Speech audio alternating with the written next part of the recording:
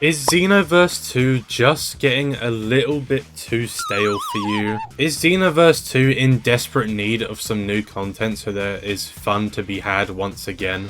Yeah, boy. But if you feel like this, then don't worry, because I have 7 tips to hopefully make Dragon Ball Xenoverse 2 fun for you again. Hey, if you are new here, you might as well go down and subscribe, as it does help out massively. Now, starting off with number 1, we have don't be afraid to make new CACs. I used to never do this. We have 5 different races within Xenoverse 2, and I know many people who only have one CAC, which is literally the Saiyan they started with many years ago when the game came out. I mean, we have the Namekians, the Frieza race, Earthlings, Margins, obviously the Saiyans as well. But I've even seen people make brand new CACs but still choose the same race as their original CAC, which is usually Saiyan. And just by the way, even the different genders in said races play completely differently to each other. Like, the Saiyan male plays completely differently to the Saiyan female. So don't be afraid to make a new CAC. You could even give them some lore, which is what I do. In my own personal opinion, this adds so much replayability when you add lore to the characters. I'll touch on that maybe a little bit more later. For number 2, we have change your attribute points as well as your skill set. Which, okay, I have never changed my attribute points, I will say that. But before I got my hands on Xenoverse 2 for the PC, you know, the superior version on Steam, I never changed my skill set on my main CAC. I always used Sledgehammer, 10 times Kamehameha, maximum charge, and so on. They would literally never change. But once I finally did change these moves out, I had so much more fun figuring out different combos within the game while using different skills. I believe there's even some ultimate attacks that you can link into combos smoothly, and I'm not just talking about the ultimate ki blasts, such as Gallic Gun, Final Flash, and so on. Of course, changing your attribute points will have a bigger impact than just changing your skills, due to it being the base of your CAC's build. I personally usually go with a balanced build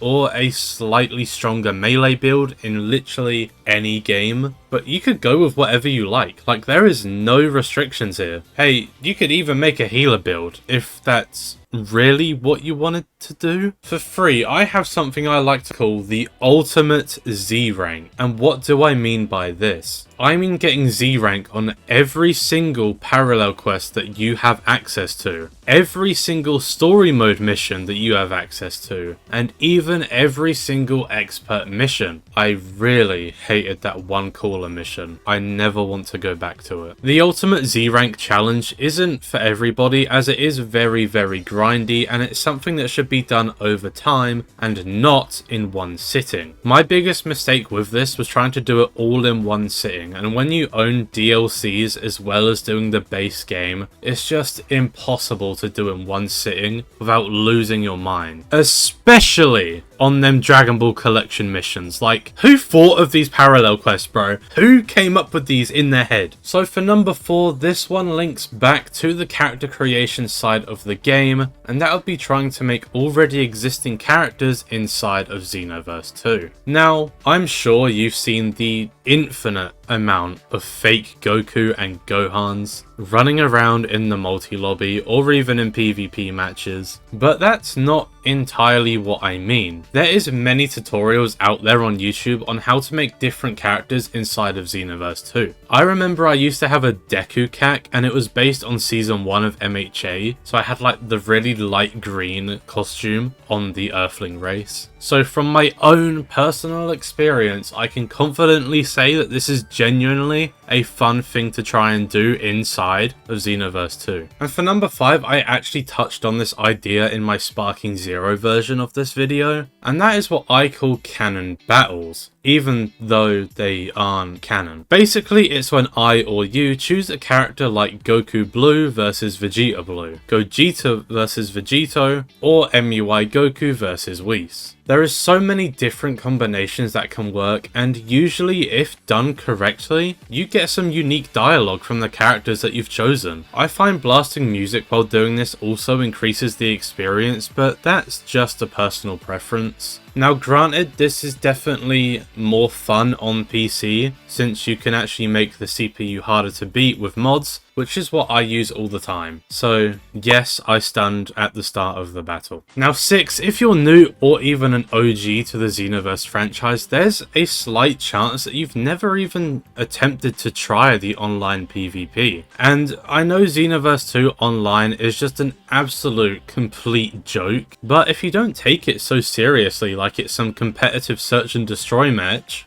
Damn, it's quiet on that side now. Oh!